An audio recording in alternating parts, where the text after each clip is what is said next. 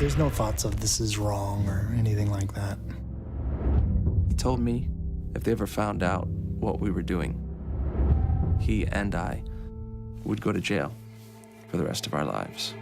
Secrets will eat you up. You feel so alone. I want to be able to speak the truth.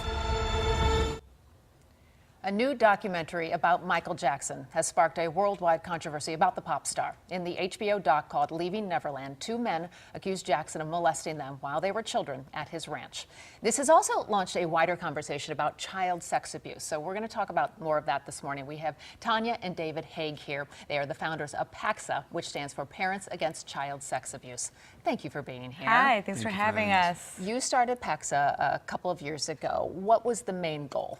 Well, the main goal was to empower parents around child sex abuse. Oftentimes, parents are just blindsided, first of all, not really knowing that it's around us, but then more importantly, they don't know how to connect with their kids about it or figure out that it might be going on with them. You did this after going through this with a family member. Yes, this impacted our family. And so for very personal reasons. But it's amazing to me when I look at the statistics that 1 in 3 girls, 1 in 5 boys are sexually abused by the time they're 18.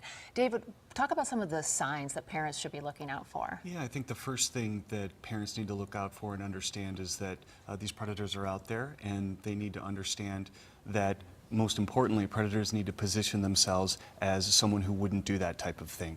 So 90% of child sex abuse occurs by someone that the child knows. The stereotypes of the creepy man in the trench coat isn't really accurate.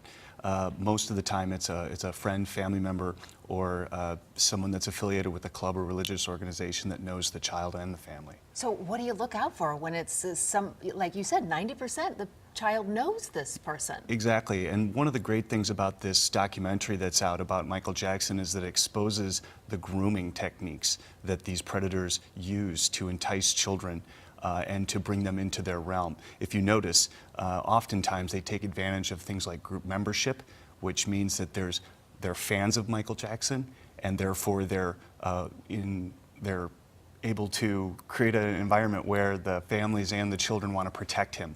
And he takes advantage of that by lavishing gifts on the families and the children, and creates secrets. And that's really a big tactic for predators, whether it's part of an organization that we know in our neighborhood or whether it's someone famous.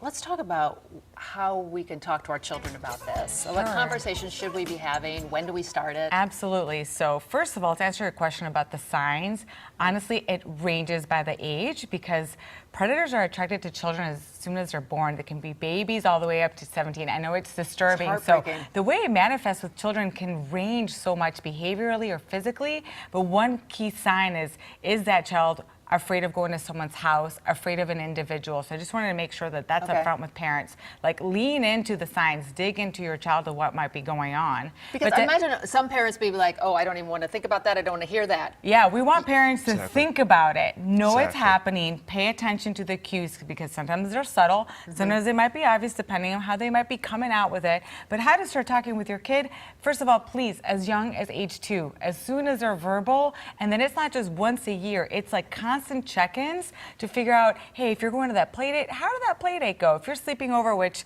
by the way, we don't recommend, bad things happen at sleepovers, but just check having in. that conversation here this morning. Check in with your kid on the regular, not once a year or wait until they're 8 and you think that's the age. It's regularly, often up until 17, 18. I was also amazed that most kids don't report, don't tell anyone until maybe much, much later.